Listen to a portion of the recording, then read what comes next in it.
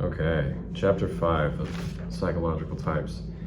This chapter is about the type problem in poetry. This is a really interesting chapter. Jung really gets into sort of the nitty-gritty of the collective unconscious in this chapter. Not really the nitty-gritty, but it gets into more how the personality, how the ego relates to the unconscious through the introverted function. He talks about Prometheus and Epithemius. Epithemius, is that how you say that? Epimetheus? Oh yeah, Prometheus and Epimetheus. Epimetheus being this extroverted figure in Spitteler's poem. I'm sorry, I can't remember. In this German guy's poem, Epimetheus is this extroverted character who relates to the world through collectivity and through the persona, and Prometheus relates to his inner world through the soul. Yeah, so this is already very interesting. The collective unconscious is kind of like becoming more clear to me and how important it is for Jung. And I'm realizing now that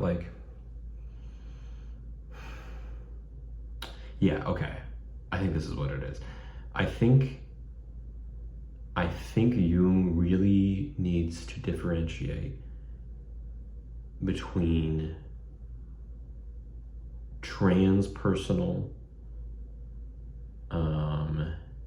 things, or like suprapersonal things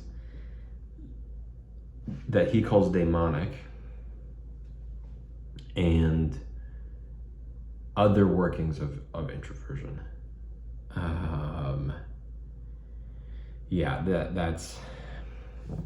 That's kind of complicated now that I think about it. But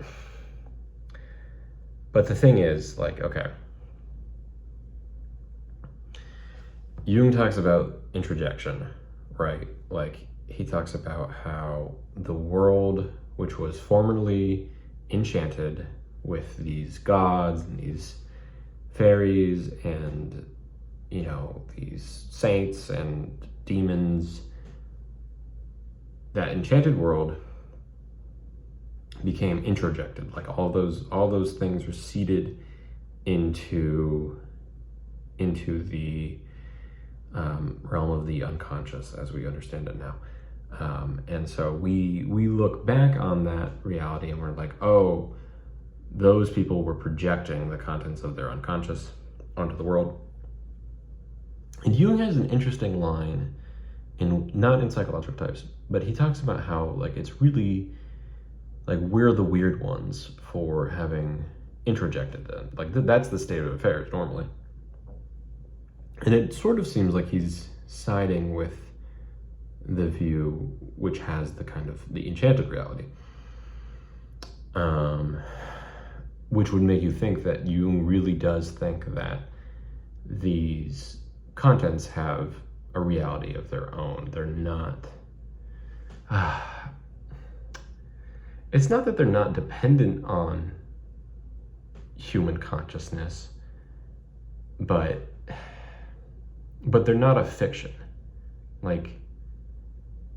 And the thing is, these things are, these archetypes are almost more real than the forms, in that they are the thing. They're they're instantiations of the thing that makes you able to recognize reality.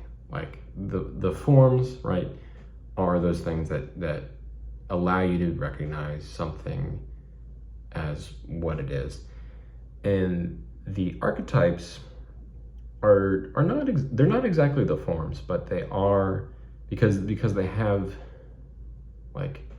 instantiations, which are the thing. It's not like they're abstracted.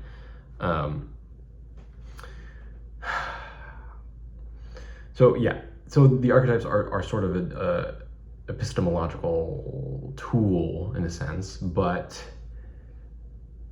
they are like, they have to be real,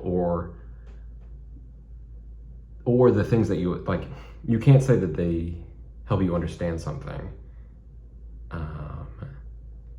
as real, something really real, as like just material reality, if they don't also have an existence in themselves, right? Like, you can't say you know what those atoms are doing unless you can say that the tool that you're using to measure those atoms is real. Right, that's the kind of the standard C.S. Lewis argument in Miracles. Anyways, the thing that I'm dealing with now is like, okay, you have these archetypes, but there's also an aspect of the unconscious which has a will of its own. Like, it is beyond it's beyond the ego's control, right? But I don't like reducing it to my unconscious. Like, I want like the voice of God, or the voice of my daimon or whatever, to have a reality of its own that's beyond me. And I feel like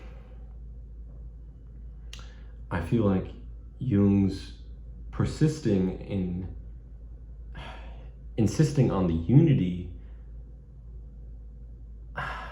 of like this being which is beyond me and myself, by like just being like, oh no, that's just your unconscious. There's something off about that. And it's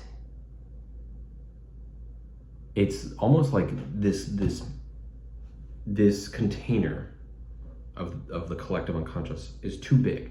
Like, you can't put, this is really the problem. This is really the problem with Jung in general. He puts the high and the low in the same place. The unconscious. Like, the unconscious in Freud, I know he's not Freudian, but like the unconscious in Freud is this dark place of passions and desires and blah blah blah, and you hear about it. And if you can't put God in that same place. Yeah, I think that's really it. Like this is also where Jung is putting like these abstract concepts of that help you understand reality. He puts them in the place where everything is also flux. Like, that's crazy. Which is why it makes more sense to have these things, projected or not introjected, because if they're all just in your head, like,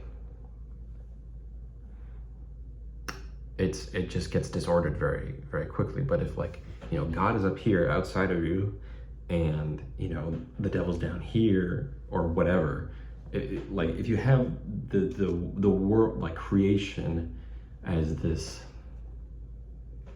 kind of tool for ordering these things, it makes a lot more sense. And yeah, so that's what I'm trying to differentiate. Like, the concept of the collective unconscious is so dense, and I want to sort of grab the functions out of it, because I don't think introverted intuition always has to do with a transpersonal or like a suprapersonal being, like the soul as he describes it here. Because, like, I've had experiences of relating to my unconscious, or relating to my conscience, in this way where it's like, oh yeah, this is clearly beyond me. Like, that just doesn't feel like, I don't know, maybe I'm making, the thing is, I think introversion and extroversion are broader categories than can be reduced to the functions. Like, introverted intuition, introverted sensing, introverted thinking, and introverted feeling are not exhaustive of what introversion in general is. I think that's something that probably ought to be emphasized, and that's something that I'm only coming to realize now. Like, the intuition, sensing, thinking, and feeling kind of form this cognitive unit, I think, really, in a way that introversion and extroversion don't. Like, introversion and extroversion is this kind of this separate thing that can then act on the four functions. I think that's something I'm coming to realize now. So that's part of the differentiation that I'm going for here. Yeah, I mean, I'm trying to reverse the introjection of those four things, those four introverted functions, right? And the extroverted functions, honestly. But I don't want to get into, like, also having to say that demons are real. Like, I do think demons are real, but, like, that's not the argument that I want to be talking about right here, right now. All of which is to say, like, just the concept of the subjective factor is so huge, that's sort of why I feel like it needs to be unpacked a little bit more, and that's, what I'm trying to do here. Anyways, I'm sorry this was such a rambly video. Yeah, these are difficult concepts for sure.